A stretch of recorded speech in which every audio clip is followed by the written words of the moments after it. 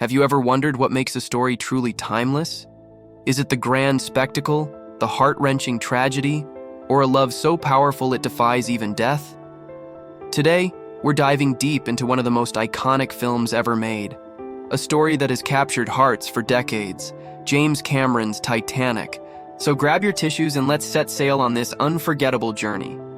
Our story begins not in 1912, but in the present day. We meet Brock Lovett, a treasure hunter obsessed with the Titanic. He and his team are scouring the wreck, searching for a legendary diamond, the heart of the ocean. They believe it went down with the ship, worn by a passenger named Jack Dawson.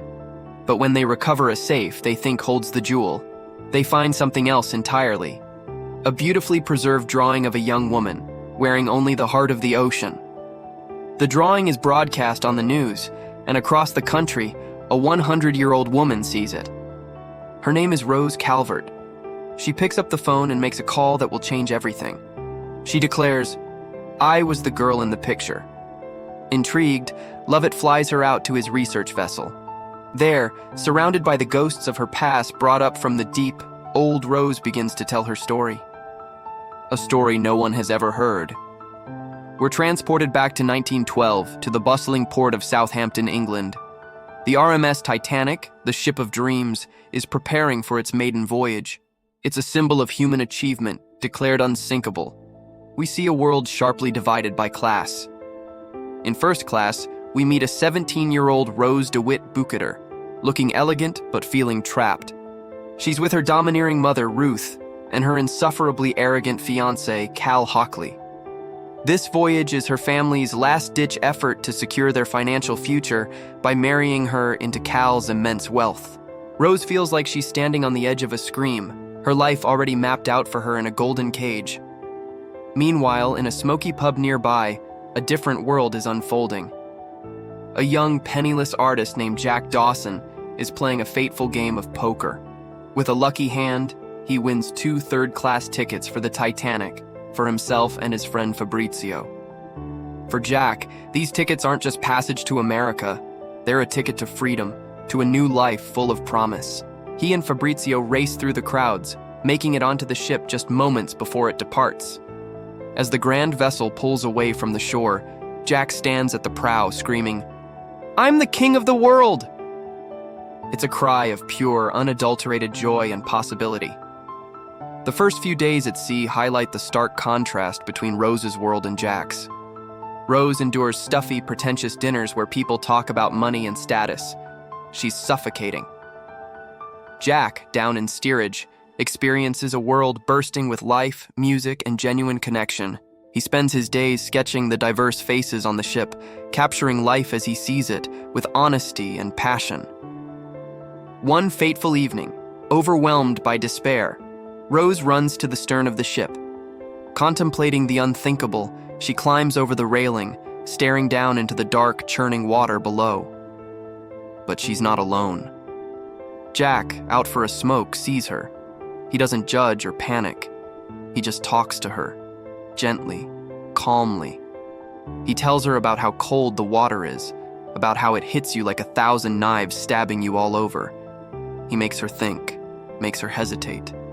But as she tries to climb back, her dress gets caught and she slips. In a split second, Jack grabs her, pulling her back to safety onto the deck. In the commotion that follows, Cal and his cronies arrive. They immediately assume the worst of Jack, the filth from steerage. But Rose, finding her voice for the first time, defends him. She lies, saying she was looking at the propellers and slipped, and Jack saved her.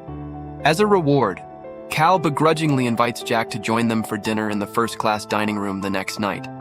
This is the moment their two worlds are officially set on a collision course. To prepare for the dinner, Jack gets a little help from the unsinkable Molly Brown, a newly wealthy woman who, despite her first-class ticket, doesn't quite fit in with the old money crowd. She lends Jack a tuxedo belonging to her son. When Jack arrives at the grand staircase, he looks like a gentleman. At dinner, he charms the table he sees Rose, and in that moment, the world seems to fade away. His wit, and his stories of a life lived without safety nets. He holds his own against the snobbery of Rose's companions. She does. and Jack whisks her away from the stuffy first-class lounge down to the vibrant, chaotic world of the third-class general room. It's a revelation for Rose. There's raucous music, joyous dancing, and an energy she's never felt before. Jack teaches her to really dance, to let go. For the first time, she feels truly alive, free from the expectations and constraints of her world. The joy on her face is undeniable. This night solidifies their connection. It's more than just a flirtation, it's a meeting of souls. The next day, on the deck, Rose shows Jack her art collection, Monet, Picasso. She appreciates art that captures real life, a passion Jack shares. He shows her his sketchbook, filled with portraits of people from all walks of life, drawn with incredible sensitivity. She is captivated. Seeing his talent and his soul, Rose makes a bold request. She asks Jack to draw her, but not just any drawing, any. She wants him to draw her like one of your French girls, wearing only the magnificent Heart of the Ocean diamond, a gift from Cal.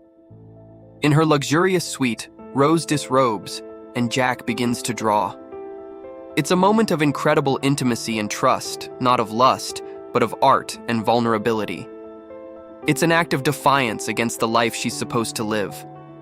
This drawing becomes the ultimate symbol of her inner freedom and her love for Jack. But they are nearly discovered by Cal's bodyguard, Lovejoy. They flee, laughing, running through the engine rooms of the great ship, a place of heat, power, and raw energy, much like their budding romance. Their escape leads them to the forward deck of the ship.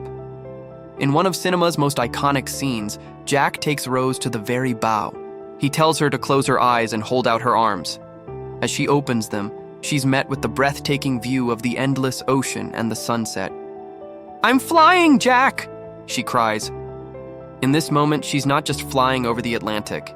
She's soaring above her old life, her fears, and her obligations.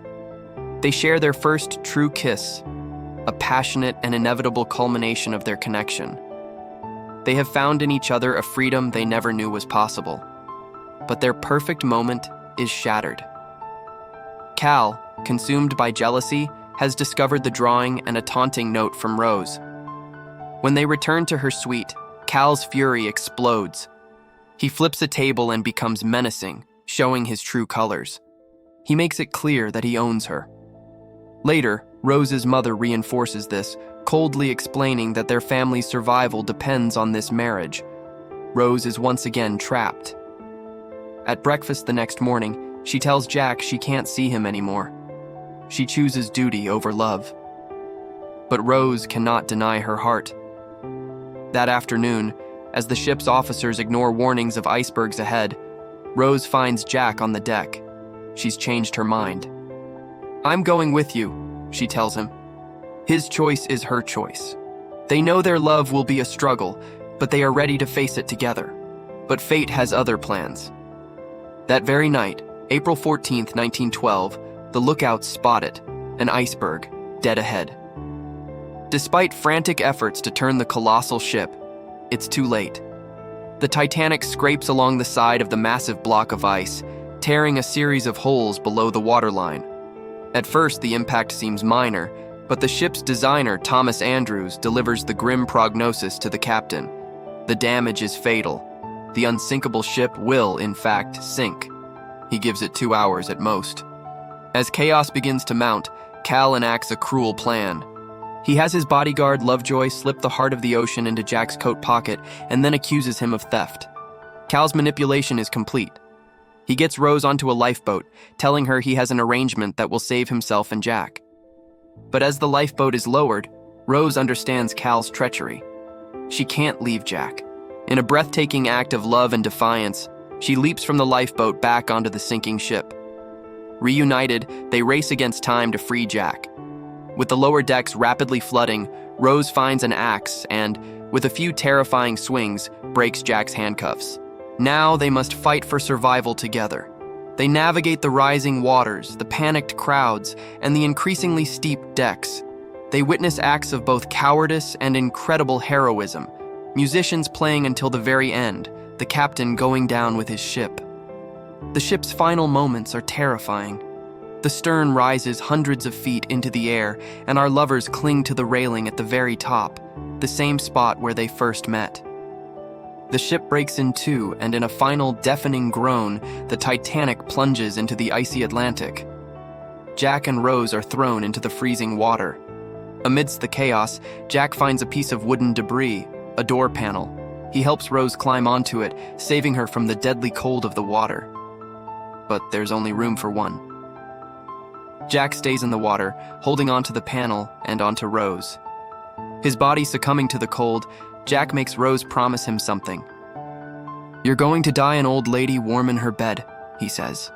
He makes her promise to survive, to never give up, no matter what happens.